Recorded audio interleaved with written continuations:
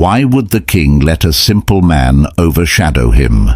The queen, fueled by jealousy, couldn't bear it. My king, will you allow a commoner to steal your fame? Or worse, your throne? Act now, before it's too late. Viewers, my question is, why do we despise those who simply shine too brightly? This brings us to the stirring tale of Mr. Awuah, a man whose only fault was being too good. Awuah lived humbly among his people, tending to vast farms and herds. He was a beacon of generosity, always providing for the needy and extending his kindness far beyond his own village. Despite his riches, Mr. Awuah remained down to earth. At every community festival, not only would he support the king, but he would also host a grand feast for everyone, at no cost. His reputation for wealth was matched by his renown for wisdom, attracting many from neighboring areas who sought his counsel. Though not a king by title, he was honored as one, often more revered than actual royalty in nearby lands. However, his widespread respect and kindness stirred envy and hostility among some, including the queen and palace elders. They saw his influence as a threat and plotted against him, not for any wrongdoing on his part, but because his virtues shone too brightly in a world shadowed by jealousy. As Mr. Awuah's story unfolds, it is a bittersweet reminder of the delicate balance between goodness and the resentment it can provoke. Will his pure heart withstand the schemes woven in shadows, or will the darkness at the heart of the palace consume the light he brings to his world? Mr. Awuah's genuine kindness captured the king's heart, leading to special invitations to the palace to discuss community matters. Unlike the other advisors, Mr. Awuah wasn't born into a royal family, yet his insights were often sought after by the king himself. This unusual favor sparked discontent among the traditional palace elders, who believed that such privileges should be reserved for those of noble lineage. Despite the growing murmurs of dissent, the king continued to value Mr. Awuah's wisdom over that of his official advisors. In every meeting, Mr. Awuah's words resonated the most, consistently offering solutions that none had thought of, and his advice always seemed to point the community toward prosperity. This success, however, only deepened the elders' resistance. Concerned about their diminishing influence, they convened a tense meeting with the king to challenge his decision to include an outsider like Mr. Awuah. They argued fiercely, but the king, steadfast in his belief in Mr. Awuah's value, defended his choice passionately. He explained how Mr. Awuah's unique perspective was vital for the community's continued growth and well-being. Unwilling to back down, the elders refused to accept the king's reasoning. The atmosphere grew thick with suspense as they agreed to postpone the decision, leaving the community on edge. In a shadowy corner of the palace, the elders convened a covert meeting with the queen. They whispered urgent warnings that her husband, the king, was at risk of losing his throne to Mr. Awuah, a mere commoner whose popularity and kindness had captured the hearts of the people. The queen, who harbored her own resentments towards Mr. Awuah, felt a surge of relief mixed with vindication. She had long disliked him for the affection he commanded among the community and envied his effortless charm and benevolence. The elders, too, distrusted him for his wisdom, fearing it overshadowed their own. One tense night, the queen seized her moment. As they prepared for bed, she turned to the king with a calculated air of concern. "My lord, may I ask you a question?" she began, her voice laced with a feigned innocence that the king nodded to encourage. She continued, her words carefully chosen to sow doubts. "You are a wise king who has ruled our kingdom splendidly on your own. The gods chose you, and only you. Why then do you allow a commoner such significant influence in your court? Don't you see? people might start believing you are merely a puppet, manipulated by the whims of a well-liked commoner. Her words were designed to sting, to instill paranoia. The Queen's question hung heavily in the air, marking the beginning of a sinister plot to sway the king against Mr. Awuah, leveraging the king's pride against his advisor's popularity. The palace, once a place of unity and strength, was now a stage for intrigue and manipulation, as trust began to erode under the weight of jealousy and fear. The king's anger flared as his wife questioned his authority. "I am the king, and I do what is best for my people," he declared, his voice echoing through the chamber. "A commoner cannot simply become king in this great kingdom. Our traditions forbid it. What exactly are you implying?" His wife, sensing the tension, pressed on cautiously. "I understand, but if you continue to entertain his company so openly, people might start believing you are merely a puppet." The king fell silent, deep in thought. He knew his kingdom was thriving, largely due to Mr. Awuah's innovative ideas and unwavering support for the people. "If I act out of self-interest and dismiss him, it could harm the entire community," he murmured to himself, torn between tradition and progress. Days later, during a tense meeting with the elders, the topic of Mr. Awuah's growing influence arose again. The king, frustrated, forbade further mention of his name, but one elder stood defiantly, his voice steady and firm. "I must speak the truth, even at the risk of my own life. It seems, my king, that you are no longer our true leader. The community views Mr. Awuah as the real ruler, and they say you are just his puppet." Stunned, the king recalled his wife's similar insinuation. Unaware of the secret meeting she had with the elders, suspicion and fear clouded his judgment. The echoes of betrayal resonated deeply, pushing him toward a decisive, perhaps regrettable action against Mr. Awuah. There's an old saying that we're often our own worst enemies. You can feed a dog for days, and it will remain loyal forever, but feed a man for years, and he might just turn on you when you least expect it. Following this idea, the king, influenced by his wife and the palace elders, decided to exclude Mr. Awuah from all palace affairs. Unaware of the scheming against him, Mr. Awuah continued his daily life, his heart pure, his intentions noble, still helping others and thriving in his endeavors without a hint of suspicion. 3 months later, calamity struck the community. The skies withheld their rain, crops withered, and a severe famine spread across the land, taking lives and sowing despair. In desperation, the king summoned all elders and fetish priests to the palace to seek a solution to this dire situation. Despite their efforts, the elders were at a loss, their strategies ineffective against the magnitude of the disaster. Even the fetish priests, despite their mystical powers and pleas to the gods, could find no remedy. The community, once vibrant and flourishing, now faced an uncertain and bleak future. The king and his advisors, once confident in their decisions, now found themselves overwhelmed with helplessness and regret. Had they made a grave mistake by isolating Mr. Awuah, whose wisdom and generosity had once guided them through tough times?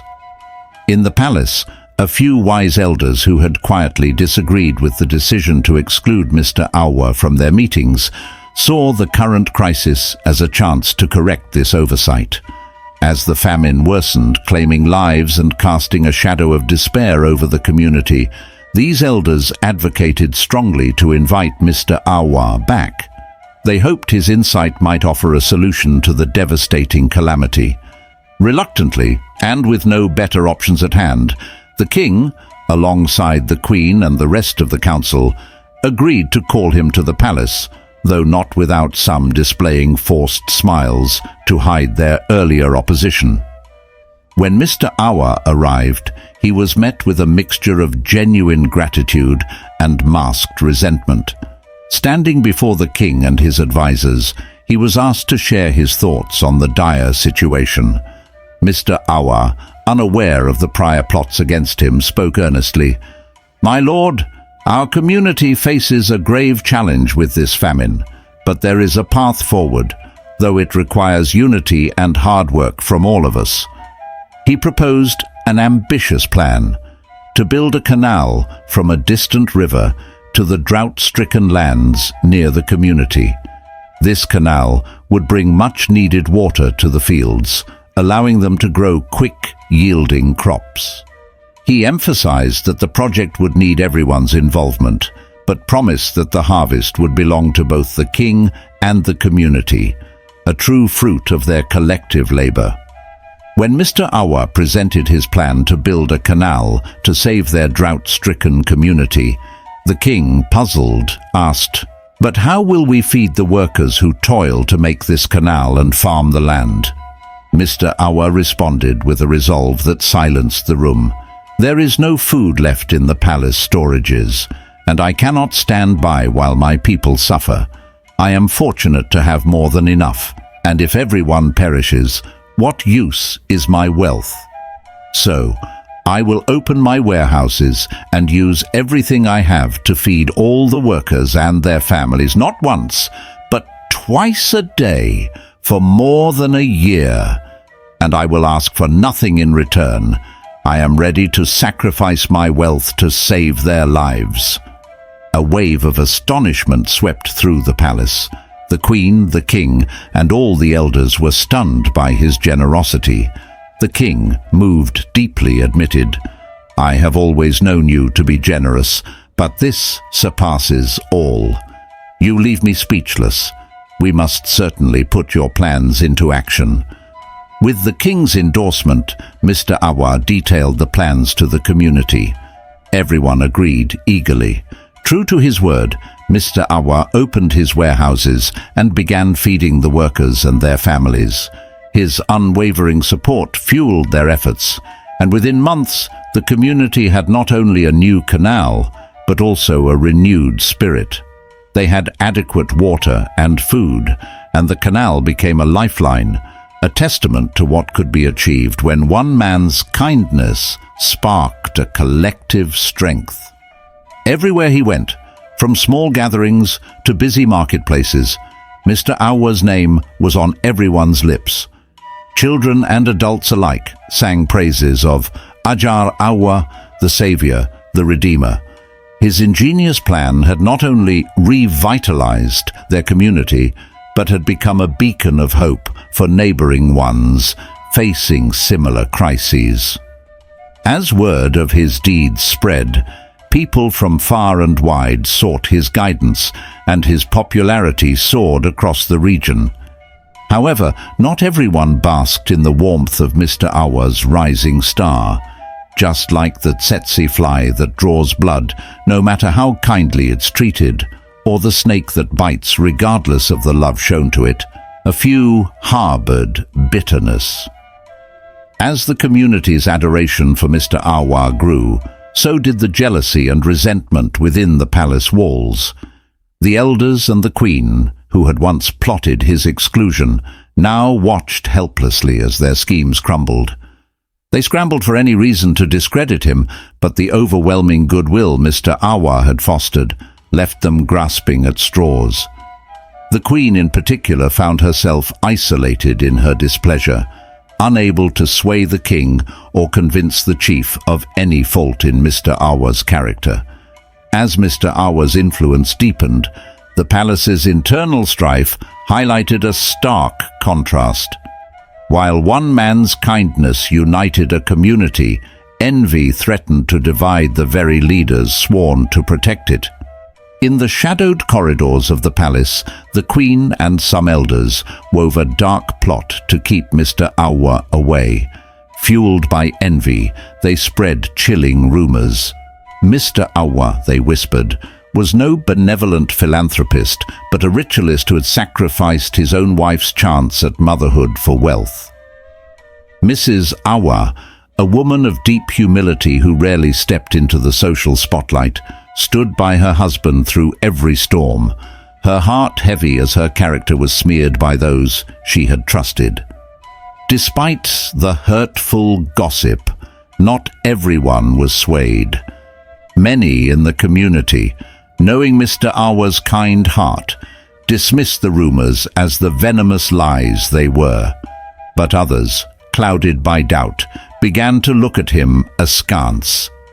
Mr. Awuah and his wife, undeterred by the malice, continued their charitable works, their love for their community unshakable. The king, witnessing their unwavering integrity, grew ever more appreciative of Mr. Awuah's contributions, which only deepened the Queen's bitter resentment. In a desperate move, the Queen sought out a renowned fetish priest, her palms heavy with gold, as she implored him to rid her of Mr. Awuah. But the priest, after seeking counsel from the gods, rebuked her. "My queen," he declared, "a great soul like Mr. Awuah is a pillar of our nation. The gods have woven his fate into the well-being of our entire community. To strike him down would be to doom us all." The fetish priest solemnly warned the Queen, "If you harm him, his daughter will destroy you, and the community will collapse." The Queen laughed scornfully. "You are a fraud. His wife is barren. They have no daughter. How can you spread such lies?" "I am the mouthpiece of the gods," the priest replied calmly, his voice steady amid the Queen's derision. "I speak only what they command me to say." Enraged by his defiance, the Queen grabbed a heavy stone and struck the fetish priest, intending to silence him forever. Still determined to eliminate Mr. Awuah, the Queen sought out another fetish priest. She presented him with a box of gold as a bribe, which he accepted eagerly, dazzled by the treasure before him. However, he too hesitated under the divine laws. "My queen, the gods will never permit me to kill him," he confessed. "But perhaps we can sidestep their watchful eyes by casting false accusations against him." They concocted a dark plan to falsely accuse Mr. Awuah of being a ritualist who performed human sacrifices to gain his wealth. Their next move was to persuade the chief of these falsehoods. Yet the challenge was daunting. They needed convincing evidence to support their vile claims. As they plotted, the Queen's heart was fraught with a mixture of fear and anticipation. The air in the palace grew thick with tension and secrecy as the Queen and the priest plotted. The Queen's desperation to uphold her power was matched only by her fear of the supernatural warnings. Meanwhile, the community, still thriving under Mr. Awuah's benevolence, remained blissfully unaware of the storm brewing in the shadows. The fate of Mr. Awuah, intertwined with the divine and the deceitful, hung precariously in the balance. The Queen rallied the elders behind her sinister plot against Mr. Awuah, but not all were complicit. Elder Sarpong, troubled by the deceit, voiced his dissent. "I see no merit in tarnishing the reputation of such a respected man," he argued. His conscience clear, he stood to leave the gathering, but the Queen's threat stopped him cold. "If word of this meeting leaks, I will ensure you and your family pay dearly." Fearful for his loved ones, Sarpong promised silence. On a brighter note, amidst these dark schemes, a ray of joy pierced the gloom for Mr. Awuah. One day, his wife approached him with news that shone like the sun through storm clouds. She was pregnant. This revelation was a burst of pure happiness for them, a direct refutation of the cruel rumors that he had sacrificed her fertility for wealth.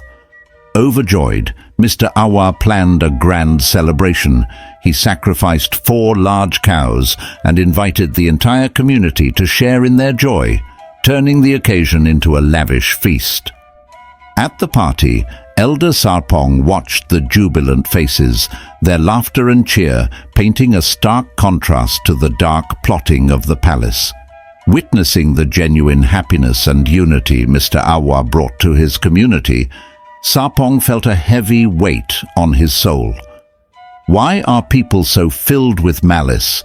Why do the queen and the other elders conspire against such an innocent man? He pondered deeply. As he observed the festivities, his resolve hardened. What can I do to protect this man from those who would do him harm? Sarpong questioned himself, searching for a way to thwart the queen's malicious intentions without endangering his own family. The elder knew something had to be done, and soon, to shield the good that Mr. Awuah had fostered in their community from the venom of the palace's intrigue. That very night, Elder Sarpong, consumed by a heavy burden, urgently requested a private meeting with Mr. Awuah at his home. As soon as Awuah entered the secluded room, the elder, overwhelmed by the gravity of his revelations, lay prostrate on the floor, tears streaming down his face.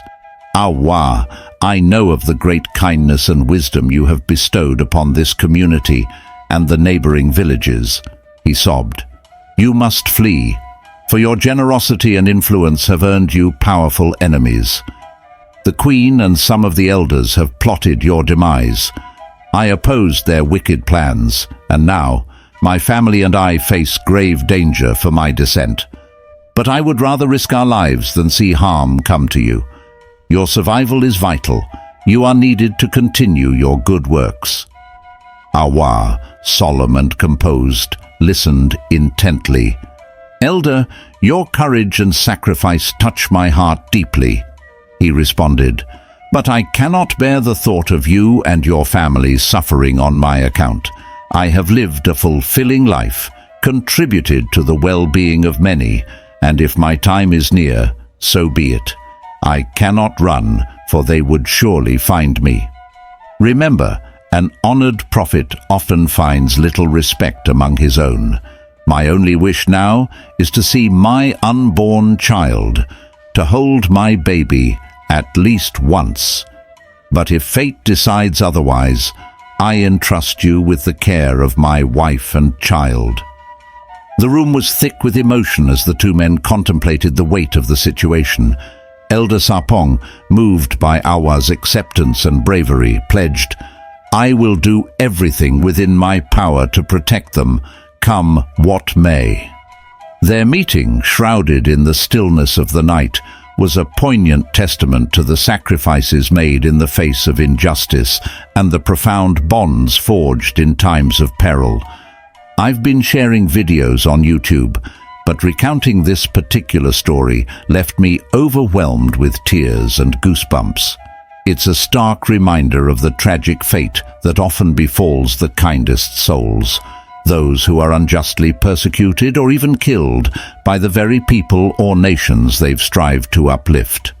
This narrative is painfully reminiscent of the late Dr. Kwame Nkrumah and countless other freedom fighters who suffered bitter ends at the hands of the countries they sought to save. May we all be shielded from such enemies in disguise. In a solemn meeting, Elder Sarpong made a heartfelt promise to Mr. Awuah, vowing, I will risk my own life to protect your wife and unborn child should any threat arise from the palace. I will preserve your lineage as long as I draw breath. Later that evening, Awuah shared a grave conversation with his wife. My dear, my time on this earth may soon draw to a close. I need to prepare you because you are strong. The queen and the elders are plotting against me, weaving lies to mar my reputation and undo all that I've built. When they succeed, you must stand firm. Protect yourself and our child. He paused, his voice thick with emotion. And tell our child, whether boy or girl, that their father was a good man. His wife wept deeply through the night, mourning the impending loss. Awuah gently comforted her. Let out all your tears now, while I am still here, so that when I'm gone, you'll have none left, only the strength of a lioness to guide and protect our child. Their poignant exchange highlighted the cruel irony of a world where goodness is often repaid with betrayal, and it underscored the resilience required to endure such profound adversity. The palace was thick with conspiracy, as the elders, a corrupt fetish priest, and the queen spent 3 months crafting their nefarious plot, all unbeknownst to the king. Then, on a fateful day, the atmosphere in the palace shifted dramatically. The fetish priest stormed in, his demeanor wild and fierce, muttering incantations as he clutched his walking stick tightly. He demanded an urgent audience with the king, proclaiming a dire message. "The gods are furious with you, my king. Why do you tarnish the throne by harboring a ritualist? Awuah's presence in the palace offends the gods, and you, too young and naive, fail to grasp their divine warnings." Confused and alarmed, the king confronted the priest. "What are you implying?